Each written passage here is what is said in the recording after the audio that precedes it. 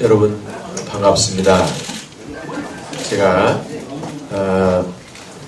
시장 선거에서 우리 인천 시민들의 새로운 미래를 함께하고자 하는 뜻과 또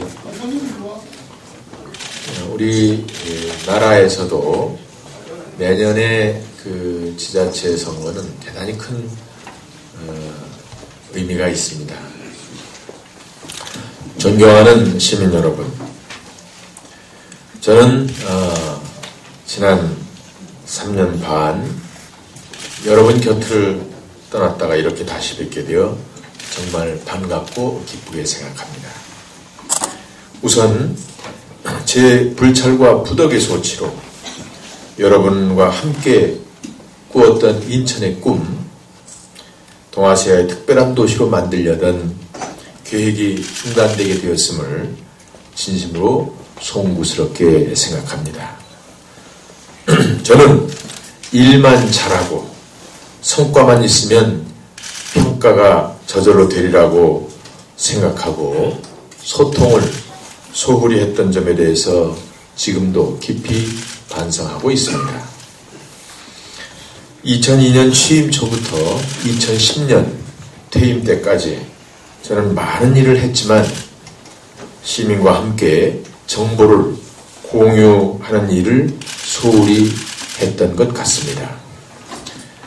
세계 최고의 다리인 인천대교가 어떻게 설계되고 어떻게 파이낸싱 되고 또 어떻게 준공했는지 또 인천이 발전에 이 인천대교가 얼마나 큰 영향을 미칠지 또 나라 발전에 얼마나 중요한 인프라인지를 함께 공감대를 넓혀가야 했었습니다. 또 경제자유국 법이 제정되고 인천이 우리나라 최초의 경제자유구역으로 지정되는 가운데 이것이 우리 인천의 미래에 어떠한 영향을 주고 또 나라 발전에 어떻게 기여할지에 대해서도 저는 소홀히 했던 것 같습니다. 송도를 비롯한 경제자유구역 대부분이 송도를 비롯한 경제자유구역이 대부분이 민자사업이고 이것이 재정사업이 아니라는 점에 대해서도 자세히 알리지 못했습니다. 아울러서 그 이후에 글로벌 캠퍼스, 연세대학교, 최대익 스쿨 등 교육기관이 유치되었고 또한 유엔기구를 비롯한 많은 세계기구가 유치될 수 있는 기반을 조성했다는 점을 자세히 알리지 못했습니다. 시청 옆에 중앙공원을 비롯한 다양한 인프라와 시설들을 만들었고 임기 중에 건설된 수많은 공원, 도서관, 문화예술회관, 노인회관, 청소년회관, 여성회관 등 시민을 위한 시설에 투자된 내용을 자세히 알려드리지 못했습니다. 2014년 인천 아세안 경기대회를 온 시민과 함께 유치하였고 서구 주경기장 민자 건설을 비롯한 각종 경기장의 건설 계획을 세웠으며 특히 서구 공촌동 선수촌 아파트 건설을 통해 경기장 건설비를 충당하려는 계획 등 재원 조달 방법과 예산이 얼마나 절감됐는지에 대해서 자세히 알려드리지 못했습니다. 존경하는 시민 여러분, 반면에 여러분들께서 기억하시는 대로 2010년 지자체 선거에서 상대 후보가 저를 부채시장, 송도동장이라고 매도하고 비아냥거리는 것을 체계적으로 방어하고 설명하지 못했습니다. 빚이 7조라는 정치 공세에 대해서 이것이 인천의 미래 발전을 위한 투자였다는 것을 소상하게 설명하지 못했습니다. 또한 인천의 자산이 많이 늘어나는 것도 설명하지 못했던 것입니다. 그리고 현재 인천 발전의 견인차가 되고 있는 송도 경제 자유구역에 시민들이 혈세가 들어가고 인천시 부채 증가 원인이 송도 국제 도시 때문인 것처럼 거짓 선전을 했는데 그것도 사실이 아니라는 점을 이해시켜드리지 못했습니다. 사실 송도 경제 자유구역에 투입된 자금의 대부분은 민간 자금이고 경제 자유구역에서 늘어난 세금으로 오히려 우리 인천 시민을 위한 인프라를 구축하고 다양한 복지, 문화공간 등을 확충했던 것입니다. 아울러서 기존 도심의 재개발 사업도 루원시티와 인천대학교 부지 개발을 중심축으로 해서 도심 재생 사업으로 지정된 지역이 경제 자유구역과 연계 발전되는 속에서 고용이 창출되고 서민을 위한 지역 경제가 활성화된다는 점에 대해서도 소통이 부족했던 것 같습니다. 결과적으로 저는 TV 토론이라는 짧은 시간 동안 상대 후보의 부채론과 송도 동장론을 설득력 있게 반박하지 못했고 말 잘하는 시장보다 일 잘하는 시장을 뽑아야 됩니다.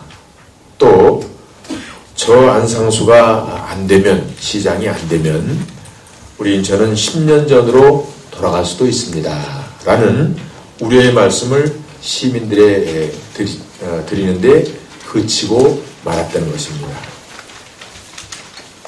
결국 불행하게도 제 예측은 맞았고 인천 시민들의 고통은 이루 말할 수 없이 커졌습니다. 제 부족함과 부덕의 소치입니다. 인천시 빚이 7조이며 이것이 큰 문제인 것처럼 이야기하고 자신이 해결하겠다고 시민을 호도하여 당선이 되었는데 부채는 더 늘어났고 인천을 온 국민에게 부채 도시로 낙인 찍게 만든 송 시장을 저는 탓하지 않겠습니다. 질문 있습니다. KBS 뉴스통신의 최대범 기자입니다. 저 오늘 발표 내용에 따르면 대부분 인천경제에 대한 해법으로 지난 재임 기간 중에 있었던 개발 계획에 대한 재가동하고 그리고 이제 세대적 인프라를 통한 새로운 이제 개발 계획으로 이제 지금 대부분 집약이 되고 있는데 결국 그 인천을 창조적 도시로 만드는 그 과정에 만약에 이번에 당선이 되신다면 결국에 또 그 자리까지 창조적 도시로 가는 과정에서 시민들에게 고통을 또 분담하자는 얘기로 보여지거든요. 그래서 일단은 먼저 지금 그렇게 상태에 있는 인천 시민에 대해서 어떤 경제적으로 해법을 갖고 계신지 그것 좀 말씀해 주십시오. 예, 그래서 제가 앞으로도 민자를 유치한다는 얘기를 많이 했습니다. 민자, 시민의 돈이 아니죠. 중국의 국부펀드 그리고 경제자유구역에는 또 7억 원 이상을 투자하면은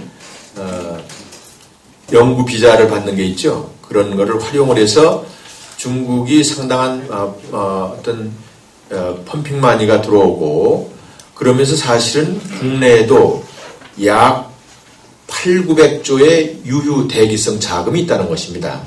이런 자금이 들어와서 우리 개발 계획에 동참하도록 하고 그러면 그 돈이 인천 시민한테 떨어지는 거죠.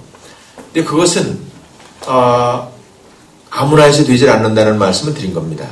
결국은 우선 첫째는 인천이기 때문에 우선 가능하다는 겁니다. 그래서 인천국제공항과 경제자유구역 또 항만 또 이미 구축된 그런 인프라가 마켓의 신뢰를 어느 정도 가지고 있는 그런 상황에서 마켓은 아시아 전체 마켓도 포함이 되죠. 물론 세계적인 마켓도 다 포함이 됩니다만 그래서 그런 자금들이 많이 들어와서 건설을 하게 되고 그럼 그 건설은 물론이고 또 그 후에 기관이나 기업 빅 플레이어들이 와서 여기서 입주를 하고 그렇게 됐을 때 그 투자된 돈들은 인천에 많이 흘러다니게 되고 거기 입주된 기관에 우리 젊은이들이나 혹은 관련되는 일자리가 생기게 된다는 것이죠. 우리 인천은 아주 좋은 지정학적 요건.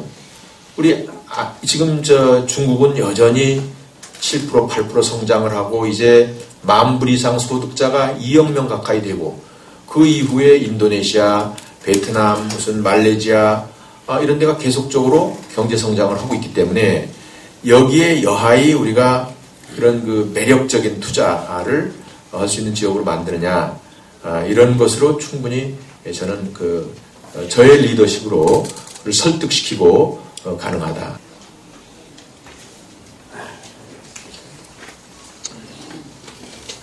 네. 질문 없으시죠? 아니, 한 가지만 더. 네. 제가 이제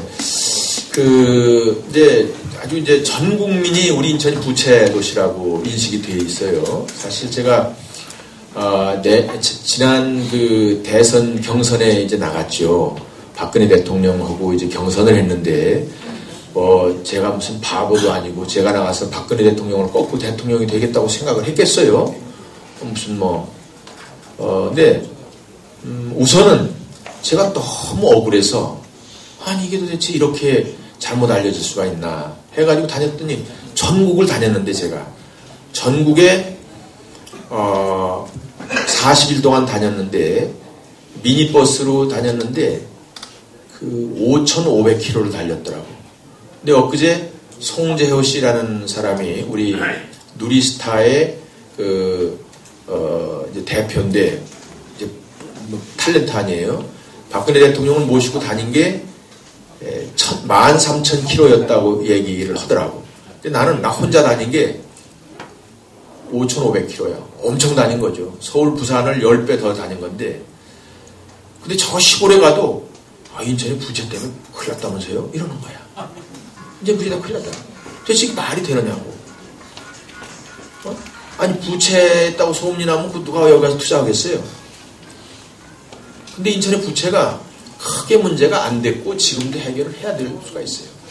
자, 우리 인천은 그 당시에 왜냐하면 지금 제가 그 전에 설명하지 못해서 조금 시간을 두고 설명합니다. 이렇게 설명을 하려니 부채 때문에 인천 망하겠다고 3초만 얘기가 되는 거를 이거를 10분, 20분 설명을 해야 되는 어려움을 가지고 얘기하는 건데 그 얘기를 한 번 더 하고 싶은 거예요. 그래서 그 당시에 제가 그만둘 때는 인천이 16개 시도 중에서 16개 광역 시도 중에서 재정 자립도가 3등이에요. 이거는 행안부에서 결정하는 거예요. 우리가 기체를 시장 마음대로 얻어 쓸 수가 없습니다. 쓰는 데가 90% 이상 행안부에서 결정하고 그 기체 허가를 행안부에서 받습니다. 우리가 부채 상황이 문제가 있는지 없는지를 행안부나 감사원에서 판단을 하는 겁니다. 하고 이번에는 제가 진실을 우리 시민들한테 알려서 절대로 어떤 시민들의 삶을 야바위 당하지 않게 그렇게 아주 최선을 다하겠습니다.